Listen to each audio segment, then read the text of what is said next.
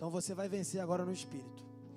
Bem, nós vamos compartilhar uma palavra no Evangelho de Mateus, que é o Evangelho que nós estamos, assim, estudando, conversando alguma coisa no dia de hoje. Cada dia, se vocês já viram o material de vocês, cada dia a gente vai falar de um Evangelho. Então hoje é Mateus, tem sido Mateus, amanhã já vai ser Marcos, e assim nós vamos seguir a sequência natural da Bíblia. E você viu lá no material devocional que tem o propósito, o objetivo com que Mateus foi escrito. Não é verdade? Tem ou não tem, gente? Quem pode comentar? Assim, de surpresa, é para não dormir, pô. E aí, quem pode falar qual foi o objetivo? Não vale ler, não. Ler sou eu que vou ler. É o quê? Confirmar o quê? E a messianidade de Jesus. Vocês sabem o que é isso? Jesus é o Messias e a divindade dele. Quer ver? Aqui, vamos ler que é melhor, para não bagunçar. Oi?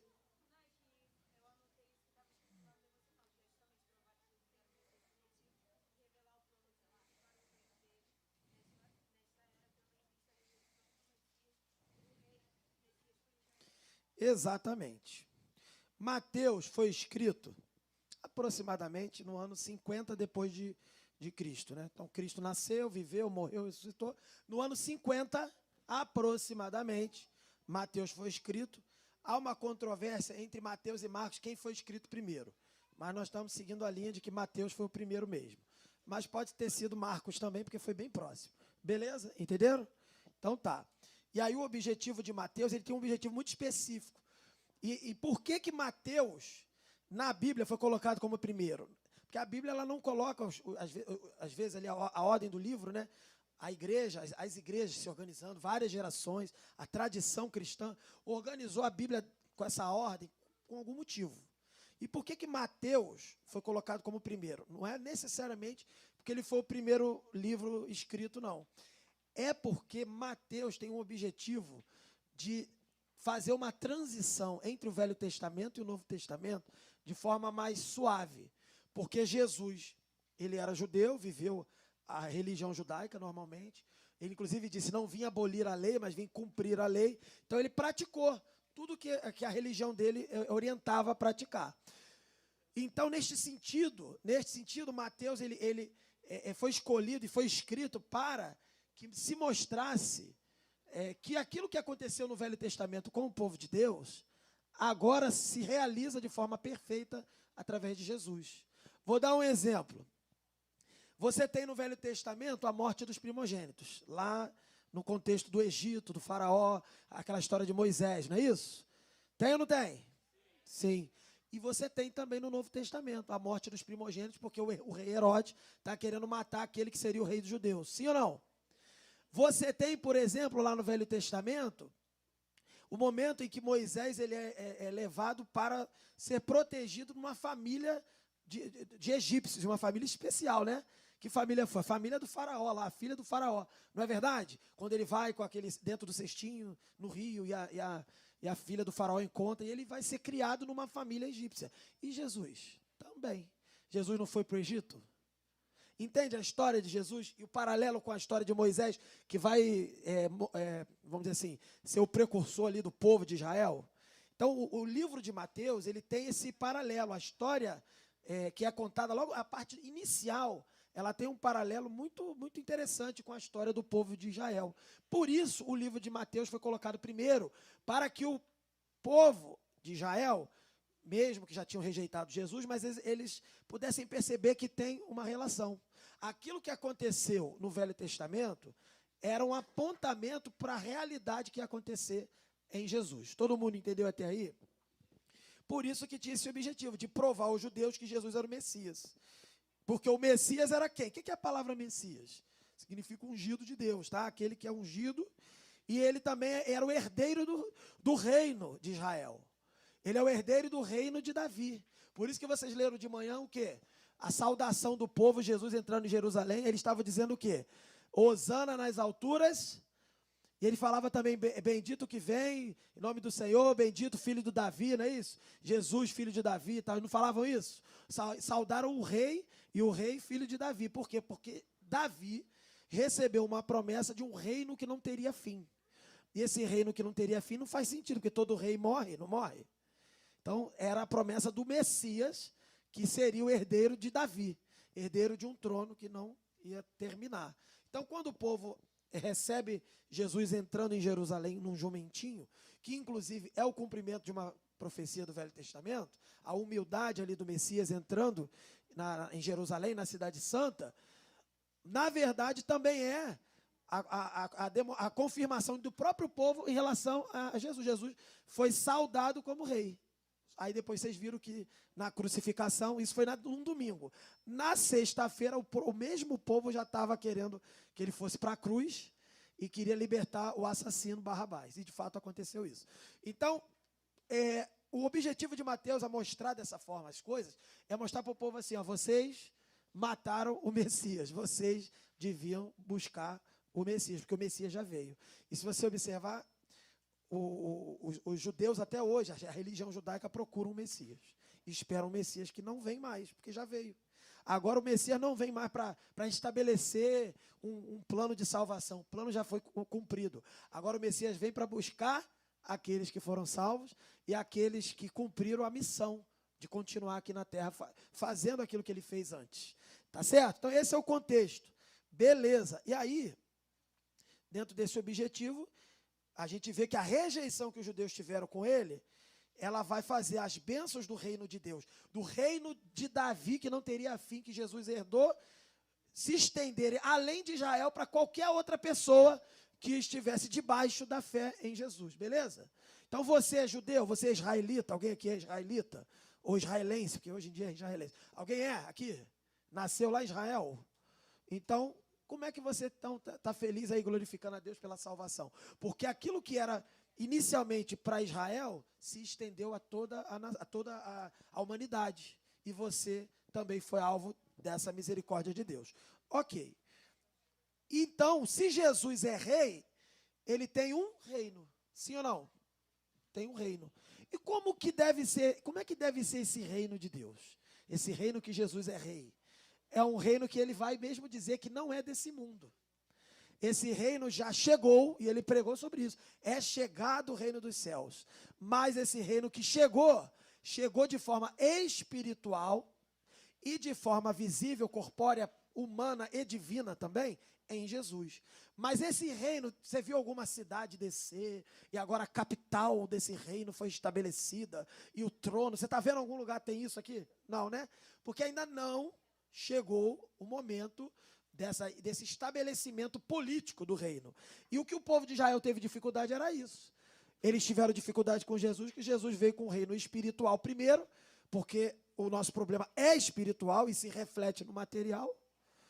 Então ele veio trabalhar o espiritual, para a partir do espiritual também trabalhar o material. Só que a completude dessa cura, vamos dizer assim, final, dessa transformação final, virá quando Jesus voltar. Quando Jesus voltar, ele vai reinar de forma corpórea mesmo, na terra, com novos céus e nova terra, tudo sendo renovado, reconstituído, sem o pecado mais, e aí, de fato, Jesus estará entre nós dessa forma. Mas, se o reino de Deus já é chegado, como ele falou, e já chegou, significa que ele já reina. Mas ele está aqui? Nesse momento, está vendo ele aqui? Não. Ele está onde? A Bíblia fala para onde ele foi. Está no céu. Ele está num trono celestial. Ele reina num trono celestial. E de lá, ele mesmo disse que enviar o Consolador, o Espírito Santo. Quem está aqui na terra trabalhando, continuando o ministério dele? O Espírito Santo. E você com o Espírito Santo servindo. Então é interessante que ele ficou 3 anos com os discípulos, os 12, os 70 e mais multidões ali que seguiram.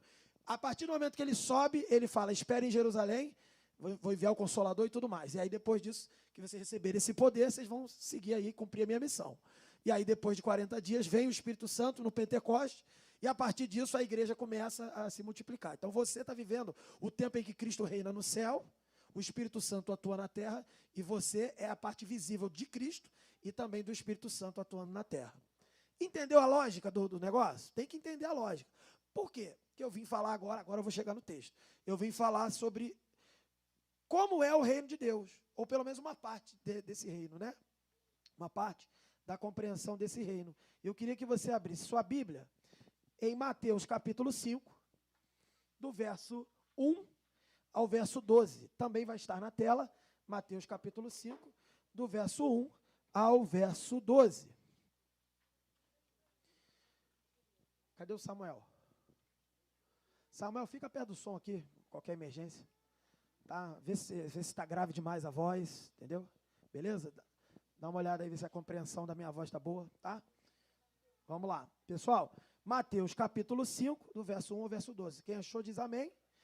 Quem não achou, está na tela também. Beleza? Rimou, né? Fiz um versinho. Então, vou ler, os irmãos acompanham.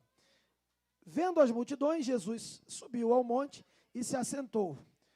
Seus discípulos aproximaram-se dele e ele começou a ensiná-los, dizendo: Bem-aventurados os pobres em espírito, pois deles é o reino dos céus. Bem-aventurados os que choram, pois serão consolados. Bem-aventurados os humildes, pois eles receberão a terra por herança. Bem-aventurados os que têm fome e sede de justiça, pois serão satisfeitos. Bem-aventurados os misericordiosos, pois obterão misericórdia. Bem-aventurados os puros de coração, pois verão a Deus. Bem-aventurados os pacificadores, pois serão chamados filhos de Deus. Bem-aventurados os perseguidos por causa da justiça, pois deles é o reino dos céus. Bem-aventurados serão vocês, quando por minha causa os insultarem, os perseguirem e levantarem todo tipo de calúnia contra vocês. Alegrem-se e regozijem-se, porque grande é a sua recompensa nos céus, pois desta mesma forma, perseguiram os profetas que viveram antes de vocês. Essa é a palavra de salvação. Glória a ti, Senhor. Vamos orar. Senhor Deus, nosso Pai, estamos diante do Evangelho, da palavra de salvação. Que o Senhor possa agora falar conosco, iluminar os nossos corações, nossas mentes, para que possamos ser transformados, aperfeiçoados. Que sejamos cada vez mais moldados a sermos parecidos com o Senhor. Que estas verdades do Teu reino possam entrar em nossos corações e nos transformar de dentro para fora. Afasta de nós todo o caminho mau, toda distração, todo o plano do diabo, toda carnalidade, pecaminosidade, toda seta maligna seja colocada por terra, no nome de Jesus. Oramos assim no Teu nome, amém. Queridos, bem, Jesus ele estava onde? Num monte, né? E esse sermão é muito conhecido, é muito famoso, o famoso sermão do monte, sermão da montanha, como outros falam. E ele, no livro de Mateus, no Evangelho de Mateus, ele é apresentado no capítulo 5, 6 e 7. Então é bem grande o sermão de Jesus. Para quem tem dificuldade de prestar atenção em sermão, se estivesse lá não tinha microfone, lá não tinha projeção, lá não tinha nada.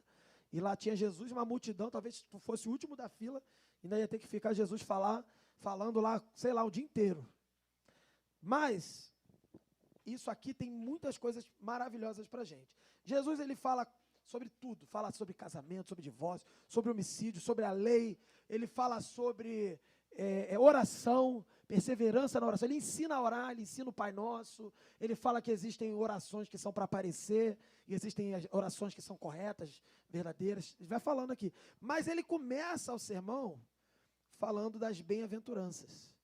O que é o termo bem-aventurado, ou essa ideia de bem-aventurança? Para quem já é mais velho sabe, mas para quem é mais novo, o que é bem-aventurado? Hein?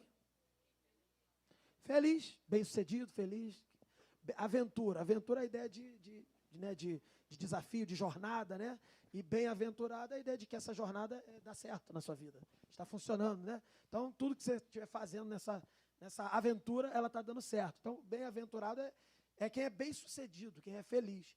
Só que entenda uma coisa, se Jesus veio estabelecer o reino dele, e a galera não entendeu que o reino dele era de outro mundo ainda, não era desse mundo, Jesus estava apresentando valores de um reino que não batiam muito com o que eles estavam vivendo naquela época.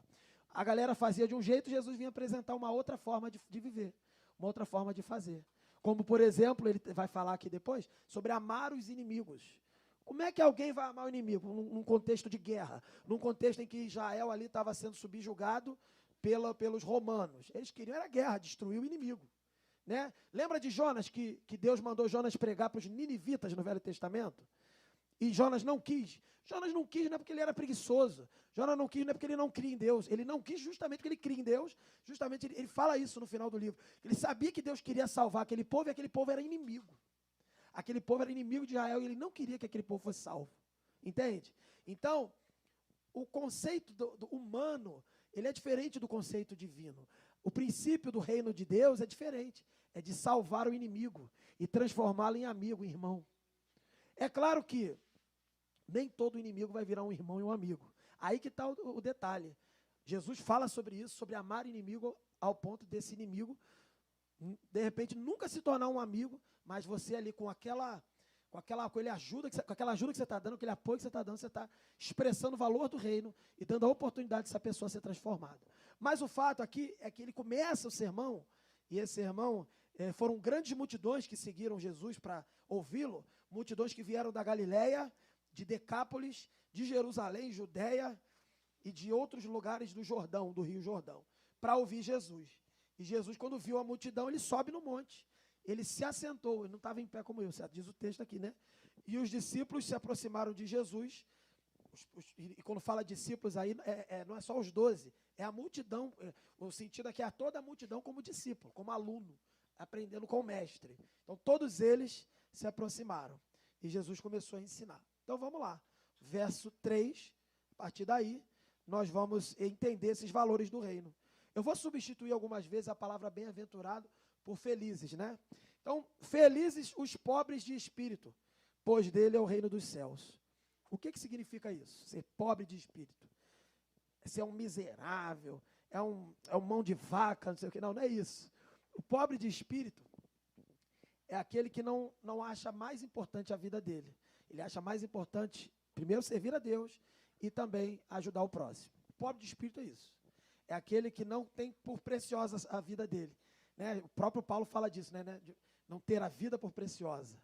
Prefere perder a vida. E Jesus ensinou isso. O valor do reino de Deus, o valor do reino do Messias, que foi rejeitado, e por isso foi rejeitado, é não se posicionar ali, se gabar, eu sou o cara, não sei o que, não. Felizes são aqueles que não privilegiam a si mesmo, mas dão a preferência para o outro, pobres de espírito. E você? Já pergunto logo, você já tem conseguido viver isso?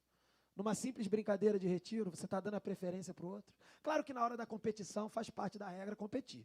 Não estou discutindo isso. Mas assim, tem coisas que a gente extrapola, né? Tem coisas que a gente é tão competitivo que a gente vê que o valor do reino já está indo embora. Eu não estou falando disso. Jesus aqui está falando assim, você, por exemplo, na igreja, talvez você ainda é adolescente, talvez você não é jovem, mas você queria exercer um cargo. Existe um cargo ali para a sua idade, para você exercer, para você colaborar. Queria ouvir da professora, da tia, sei lá de quem, do chefe, sei lá de onde, do ministério. E aí você não aceitou que você não foi escolhido, foi outro. Será que o valor do reino permite você agora, se você não gostar, não tem problema. O que está errado é você achar que você tem mais direito que o outro. É você agora começar a sabotar o outro, começar a atrapalhar o outro. Porque era para ser você. Não, era para ser quem Deus quis. Não é verdade? E se Deus permitiu, de repente foi até uma escolha errada, né? A pessoa que colocou outro escolheu de forma errada, mas Deus permitiu para ensinar talvez o seu coração a ser pobre de espírito. Percebe? Então a gente precisa ter uma noção que Deus o tempo inteiro ele está nos tratando e nos ensinando. Então ser pobre de espírito é ser humilde, é ser, vamos dizer assim, não esbanjador, também é, mas é muito mais do que isso. É dar preferência e a primazia para o outro na fila, na hora de comer a pizza, entendeu? E outras coisas mais, não é verdade? Vamos lá. Versículo 4. Bem-aventurados os que choram, pois serão consolados. O que significa isso? É claro que... tá ficando esquisito aí o microfone, hein? Tá? Só para dar um toque aí. Pedi para você conferir. Som. Bota agudo aí, né? Tá dando microfonia? Então tira o 3. Auxiliar 3 aí que tá dando microfonia também. Som, ó. Sumiu a voz, ó. Aqui, ó. Sumiu a voz. Som, ó. Melhorou, viu? Vamos lá. A A gente tem que uma responsabilidade, transmitir a palavra de Deus. Vamos lá, vamos seguir. Então, bem-aventurados os que choram, pois serão consolados. Beleza? Então, você pode chorar aí pirracento à vontade, que Deus vai te consolar. É isso que está dizendo aqui? O que significa isso?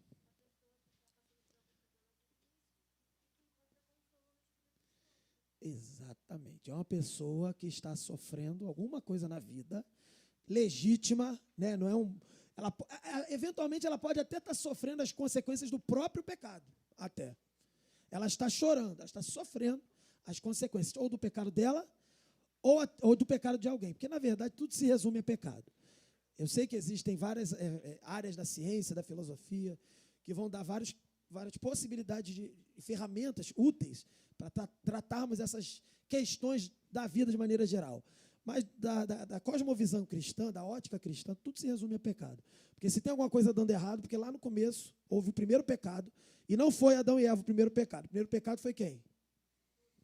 Satanás. E depois Satanás, como tentador, tentou a mulher pecou, e o pecado não tinha sido validado no universo ainda. Mas a tentação já estava ao derredor. E aí depois que a mulher entrega lá o fruto que ela pecou e tal, entrega para o homem, aí o homem come também, a partir dali.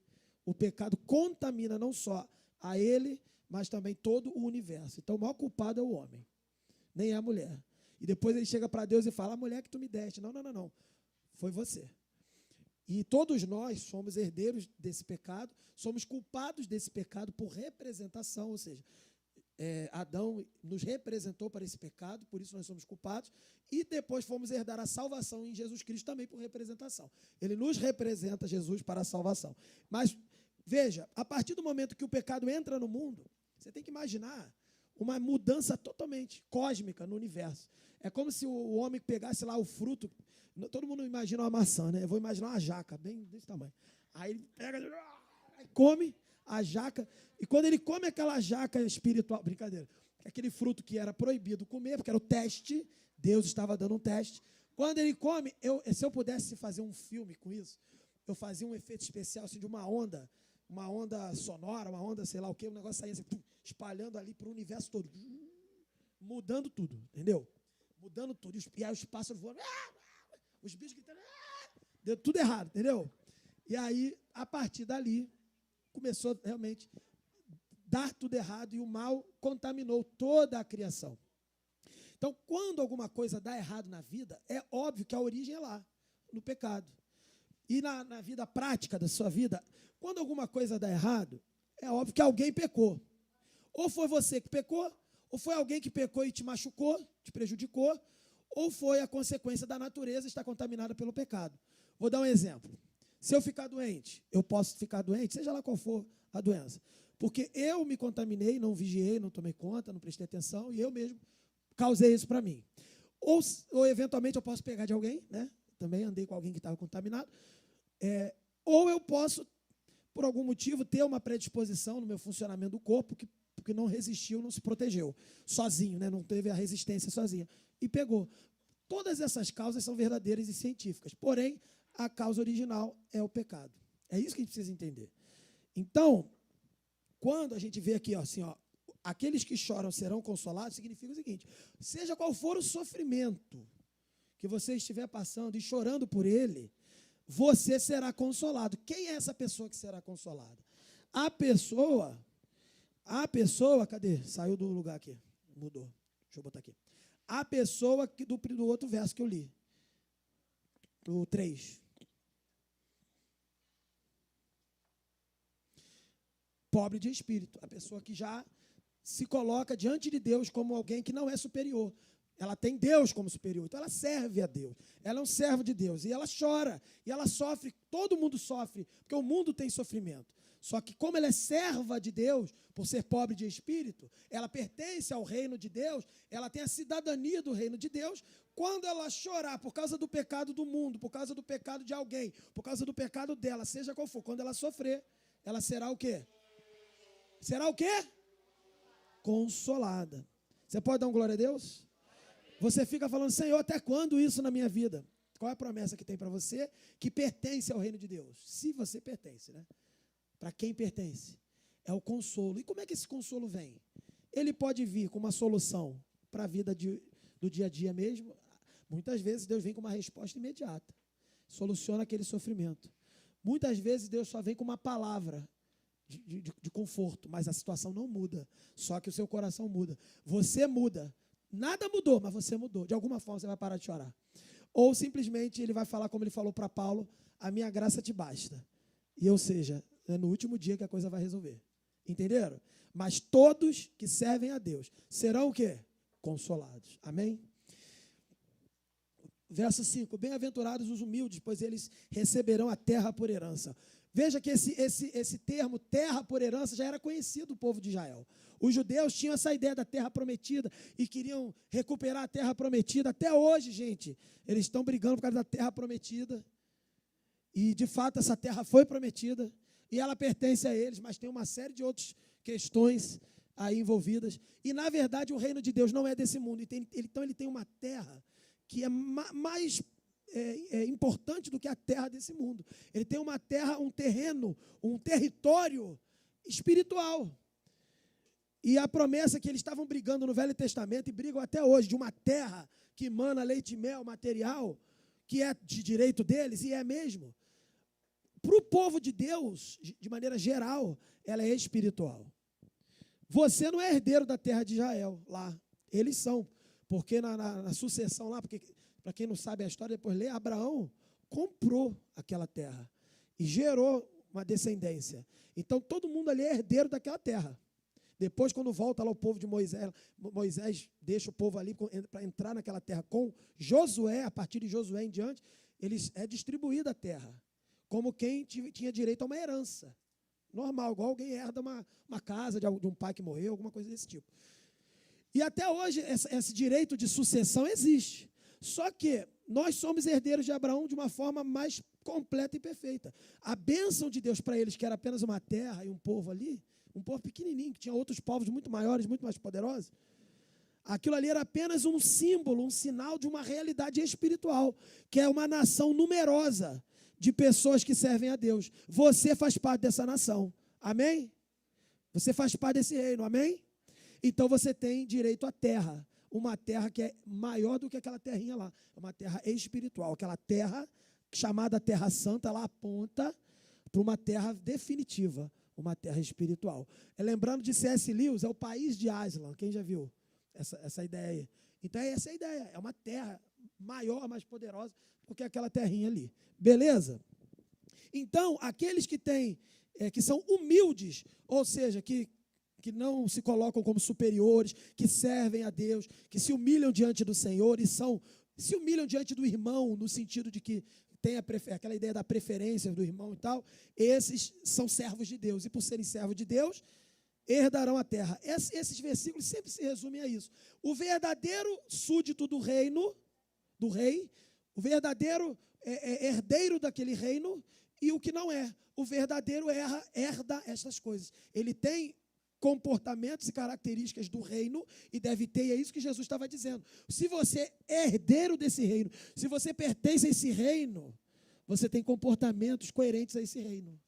Você não vai agir de outra forma. Então, quem age de acordo com esse reino, nesse caso aqui, sendo humilde, tem a terra por herança. Então, você tem uma terra. Você pode nunca ter uma herança de pai e mãe aqui. Talvez teu pai não tenha uma terra. Talvez tua mãe não tenha. Talvez aconteça isso. Saiba que você é herdeiro de uma terra completa, definitiva, que pertence a um rei perfeito e um pai perfeito. Você é herdeiro do reino de Deus. Amém? E aí ele continua explicando para o pessoal: bem-aventurados, felizes, bem-sucedidos, os que têm fome e sede de justiça, pois serão satisfeitos. Cuidado com isso aqui. Porque tem gente que lê isso aqui e fala assim: eu tenho fome, isso é uma injustiça. Vamos lá protestar, porque vamos lutar contra toda injustiça. E eu tenho fome de justiça, tenho sede de justiça. Aí o cara fica doido. E quando ele faz isso, ele se comporta como alguém que não é do reino de Deus. Ele não coloca em prática os valores do reino de Deus. A fome e a sede de justiça aqui é a mesma fome e sede de justiça que o próprio Jesus demonstrou. Jesus, na sua justiça, Jesus, na sua vida, ali no ministério dele, você viu Jesus, eu vou fazer justiça, que isso é uma injustiça, vão protestar contra Roma, abaixo a repressão. Ele fez alguma coisa desse tipo? Tu sabia que Judas queria que Jesus fizesse algo parecido com isso? Tu sabia que Judas ele não era inimigo de Jesus, literalmente? Jesus falou na cara dele na ceia. Falou assim, você é o traidor. Jogou na cara assim, jogou na cara. Então eu estou aprendendo com Jesus. Quando encontrar um traidor, você é o traidor, entendeu? Não tem problema nenhum. Mas assim, Judas, ele queria que Jesus fizesse algo diferente do que Jesus veio fazer. Judas acreditava tanto em Jesus que queria que Jesus fizesse outra coisa. Entende a ideia? Judas, ele achava que ele tinha um plano melhor do que o próprio Deus. Então ele já não foi humilde, né? Ali ele já não foi humilde, já foi egoísta. E ele confiava que Jesus tinha poder para chegar lá, tomar o trono, acabar com Roma, agora é meu, acabou. E tem mesmo, e tinha mesmo. Só que esse não era o plano, percebe? Você vai ver várias passagens na Bíblia que Jesus faz algum milagre, alguém reconhece, até essa declaração mesmo que a gente leu, de que Pedro fala, tu és o Cristo, filho do Deus vivo. No final da passagem ali, Jesus fala assim, não contem para ninguém. O plano de Jesus era outro, tinha uma estratégia diferente do que o próprio Judas queria. Por isso ele traz Jesus. E aí o que acontece? A gente tem essa mania de ser igual Judas. A gente acha que, pô, não, Jesus, nós somos do reino de Deus, a justiça, e vamos lá. Quando tu faz isso, tu está pensando igual Judas. Entendeu? Tu está querendo ajudar Jesus a fazer alguma coisa, forçar Jesus a fazer alguma coisa. Não é assim. Então, o que é fome e sede de justiça para quem é do reino de Deus? O que é? É fome e sede da justiça de quem, gente? De Deus. Agora, a justiça de Deus é igual à justiça do homem? Não é. Então, para começar, tem gente que ora, fala assim, Senhor, eu estou passando por injustiça nessa terra. Senhor, eu queria apenas, não quero nada, eu não peço nada, Senhor. Apenas aquilo que eu mereço. Não faça essa oração. Não faça essa oração, porque por mais que você ache que mereça alguma coisa, a justiça de Deus vai dizer que todo ser humano merece morrer. Mas o amor dele, que Deus não é só justiça, é amor também, o amor vai dizer que eu te dou o que você não merece, a vida, a salvação e o meu amor. Percebe? Não peça o que você merece. Não peça a justiça humana. Jesus vai falar para não julgar conforme o padrão desse mundo, né? Não é isso que ele fala? Não julgueis para não serem julgados. Se você julgar com o padrão desse mundo, igual o Judas queria fazer, se você julgar dessa forma, você será julgado desta forma também.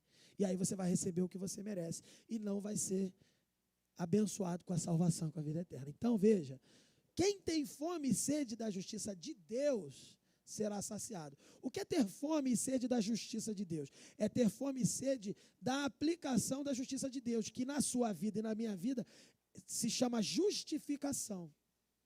Fome e sede de salvação. Fome e sede de transformação. Fome e sede de perdão. Justificação significa o perdão judicial. Deus, você e eu estávamos mortos em nossos delitos e pecados, já estávamos condenados, diz o texto de João, né? Nosso irmão aqui conversou sobre isso. João 3,17 vai falar que quem não cria no Filho de Deus já estava condenado. Então, nós nascemos condenados. Então, o que nós merecíamos era a morte, o afastamento de Deus, que já nascemos afastados. Mas Deus nos justificou, nos deu um perdão. Ele é um juiz, mas Ele também nos perdoou judicialmente. Então, quem tem fome e sede da justiça de Deus, essa pessoa ela tem fome e sede da salvação. Ela quer receber da graça e do perdão e não daquilo que ela realmente merece. Ela quer, inclusive, ajudar alguém. Porque a gente tem essa mania, né? Senhor, me dá a tua misericórdia, mas a lei para os outros, né? Dá a lei para os outros. Não. Misericórdia. Deus é um Deus de misericórdia. Se você tem misericórdia, ore pela misericórdia na vida do teu irmão. Ore pela misericórdia até mesmo na vida de inimigos. É assim que a gente deve pensar e viver. Só que não seja bobo, né? Se é teu inimigo, ele não vai ser teu amigo por muito tempo ali, né? Então você tem que estar atento. Você está orando, ajudando ele, mas de olho, escaldado, porque ele ainda é inimigo. Mas assim, o reino de Deus, o padrão do reino de Deus, não é dar para você o que você merece. É dar para você graça, misericórdia e perdão. E só quem permanecer intransigente, quem de fato não tiver sede, quem de fato não tiver fome da justiça de Deus e quiser matar a sede e a fome de uma outra água que não seja a água da vida, mas uma água da morte, do pecado, com a justiça humana, como Judas, essa pessoa não será saciada e ela vai receber de fato o que ela merece. Você entendeu o que eu falei? Você entendeu ou se perdeu no meio do caminho aí? Entendeu? Então, beleza, então. Então, vamos lá. 7. Bem-aventurados os misericordiosos, pois obterão misericórdia. Então, quem tem fome e sede da justiça de Deus, e recebeu dessa misericórdia de Deus, e foi saciado, é saciado, essa pessoa vai exalar o que também na vida dos outros? Misericórdia. Ela vai exalar o quê? Bons frutos na vida da pessoa. Ela vai amar o próximo, ela vai amar o irmão, ela vai ajudar e vai dar aquilo, não que ela merece, porque ela é vacilona, ela vacila contigo. E ela merece se lascar, porque ela aprontou contigo. Mas você vai dar o que para ela? Vingança? Não, você vai dar misericórdia. Misericórdia não é ser otário, porque Jesus nunca foi otário. Jesus se levantou no templo e chicoteou os vendedores no templo que estava avacalhando com a casa de Deus. Jesus não era otário, fala bem nessa linguagem de jovem aqui. Ó. Jesus não era bobo, não. Mas tem hora para se posicionar dessa forma. E o padrão do reino de Deus não é fazer isso. Você vê Jesus a cada capítulo da Bíblia chicoteando alguém? O padrão de Jesus é esse padrão aqui de misericórdia, compreensão, ajudar o próximo. Então, exalar aquilo que você recebeu, misericórdia, perdão, matou a fome e a sede da justiça de Deus, você vai transbordar isso na vida do outro. Você vai transbordar da justiça de Deus na vida do outro. E a justiça de Deus é a oportunidade de transformação, de salvação para o outro. Amém? Continuando, verso 8. Felizes, bem-sucedidos os puros de coração, pois verão a Deus. A Bíblia fala sempre de um coração quebrantado, de um coração puro, que o Senhor não rejeita um coração quebrantado. A Bíblia fala também que o coração do homem ele é enganoso. Então quer dizer que existe um coração que é puro e um coração que é o quê? Impuro. E quem vai se dar bem nessa história aqui no reino de Deus? Aquele que tem um coração o quê? Puro. Aí, mas se a gente nasce impuro, se a gente nasce com um coração impuro, como eu posso passar a ter daqui para frente um coração puro? Lavando, limpando. Como que limpa? Batizando também. Crer e ser batizado. Limpar o coração em primeiro lugar, é ter uma entrega de vida com Jesus. Crer no Evangelho. Crer em Jesus como Senhor e Salvador da sua vida. Ser transformado, porque aqui Jesus ainda não tinha aprofundado os conceitos do reino. Estava começando ainda. Mas Paulo aprofundou. E uma das coisas que Paulo aprofundou, ele fala o quê? Que nós somos nova criatura. Então, mas Jesus vai falar no capítulo 3 para Nicodemos o quê? Nascer de novo. Então, para ser puro de coração, só começando de novo. Nascendo de novo. Porque se você nasceu com o coração impuro, precisa nascer de novo para ter o coração puro. Mas Jesus ensinou. Como que é possível nascer de novo? Nascendo da água e do Espírito. Falaram de batismo aí. O batismo não salva, mas ele é o símbolo da salvação também. Então você precisa ter um encontro verdadeiro com Jesus, ter a tua vida transformada, passar a ser membro, vamos dizer assim, súdito do reino de Deus. E depois que você pertence a esse reino, a sua carne é transformada. Você sabe o que acontece quando você entrega a sua vida para Jesus? No seu corpo, no seu interior, na sua mente. Você sabe o que acontece? Vou te dar algumas ideias aqui, porque você já entregou a vida para Jesus, outros não.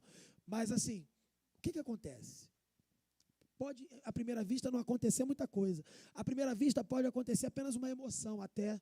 E outros nem foi uma emoção, foi só uma certeza. Você foi, agora eu creio em Jesus e eu vou seguir, pronto. Não sei como é que aconteceu ou vai acontecer na sua vida. Mas eu sei o que isso significa a partir daquele dia. Significa que o Espírito Santo de Deus entrou em você. E você passa a ser governado pelo Espírito Santo. Antes do Espírito Santo entrar, você era uma velha criatura. Uma pessoa de coração o quê? Impuro. Quando o Espírito Santo entra na sua vida, você se torna uma pessoa de coração puro. Quando ele entra no seu coração, quando ele entra na sua vida, você se torna uma nova criatura. E quando você se torna uma nova criatura, você tem agora ele falando para você no seu coração, na sua mente, no seu interior, isso aqui está errado. Te dando capacidade que você não tinha antes, para se conter, para se controlar em relação ao pecado. Antes ninguém tinha. Sério, sério. Ninguém tinha. Até quem fazia coisa boa estava pecando. É isso que a Bíblia fala. Agora, você tem capacidade de fato de controlar o seu pecado, porque você é uma nova criatura. Então, quando Jesus está falando aqui de puros de coração, porque verão a Deus, é verdade. Quem que vai se encontrar com o rei? Quem? Quem é súdito do rei. E quem é súdito do rei? Quem nasceu de novo. Quem é nova criatura. E se tornou agora uma pessoa que não é mais governada pelo pecado, mas é governada por esse rei. Ela tem outro rei, o rei verdadeiro. Para você poder ver o rei Jesus, para você estar diante do trono de Deus, você precisa tê-lo como seu rei. E deixar de lado o reino do pecado. Amém? Entenderam? Tá. Essa promessa é real na sua vida. Bem-aventurados pacificadores, pois serão chamados filhos de Deus. Pacificador. Pacificador é aquele que leva a paz de Deus para todo aquele que precisa. Pode ser uma pessoa calma, que apazigua as pessoas? Pode, mas essa ideia de pacificador aqui é mais ampla do que isso. Uma pessoa que apazigua, que acalma, é uma pessoa do reino de Deus, sim. Isso é uma característica do reino de Deus. Mas o pacificador é aquele que leva a paz que excede todo entendimento. Já ouviu falar nessa expressão? Paz que excede todo entendimento? E aquela outra expressão, a paz com Deus, que você agora passa a ter paz com Deus. Em outras palavras, bem-aventurados pacificadores são aqueles que proclamam o evangelho, que pregam a mensagem de Deus, de tal forma que essa pessoa agora passa a se tornar também uma pessoa que pertence ao reino de Deus, e por isso ela tem paz com Deus e tem paz que excede todo entendimento. Então, bem-aventurado você que apazigua os outros, mas que, em primeiro lugar, apazigua essa pessoa com Deus, apazigua essa pessoa com o próximo, apazigua essa pessoa através da pregação do evangelho. Amém? Então, um súdito do reino de Deus leva a mensagem de paz que apazigua as pessoas. Amém? Essas pessoas verão a Deus. Então, quem prega o evangelho verá a Deus. Por isso que Jesus vai falar assim: quem tem vergonha de mim, eu também vou ter vergonha dele no último dia. Mas quem não tiver vergonha, eu também não vou ter vergonha e vou receber essa pessoa. Então, quem tem vergonha de levar a palavra de Deus, de compartilhar aquilo que alcançou a sua vida, ela não está sendo uma pessoa pacificadora. E essa pessoa que não se comporta como pacificadora não verá Deus. Mas se ela se comportar como pacificadora, ela verá a Deus. O verso 10 diz: felizes os perseguidos por causa da justiça, pois deles é o reino dos céus. Meu irmão, se o mundo está todo dia aí falando com você, os amigos, pessoas da rua aí, gosta de você, tu é popular, todo mundo gosta de tu, cara, que esse cara é maneiro, não sei o quê. Ninguém te persegue. Ah, não, me persegue sim. Eu sofro bullying na escola. Não estou falando isso não. Estou falando, está escrito aqui, ó. Bem-aventurados perseguidos por causa da justiça. Que justiça? Aquela que a pessoa tinha fome e sede de justiça, por causa da salvação, por causa da mensagem de salvação que ela proclama, por causa de uma vida que ela vive agora diferente, com valores de um reino que é espiritual ainda não está totalmente materializado. Então, essas pessoas que vivem assim, elas são perseguidas por causa disso. E se você, de alguma forma, não é perseguido, em algum nível não é perseguido, suspeite de que você não esteja vivendo uma vida de acordo com o reino de Deus. E está vivendo uma vida com outro reino. Você tem outro rei na tua vida. E não é o rei Jesus, aqui no caso, o rei Messias. Veja, bem-aventurado quem é perseguido porque se comporta como alguém do reino, por causa da justiça, porque proclama o reino de Deus, porque vive de acordo com essa justiça, que caminha num caminho reto, justo diante de Deus. Desses aí é que é o reino dos céus. É desses. Tu caminha desse jeito? O reino é teu. Amém? Eu não caminho, mas pode passar a caminhar hoje. O reino vai ser seu hoje. Amém? 11. Bem-aventurados serão vocês, quando por minha causa os insultarem. Aí ele vai dar exemplos de perseguição. Insultarem, perseguirem, levantarem todo tipo de calúnia, mentira contra vocês. Gente, eu já passei muita coisa.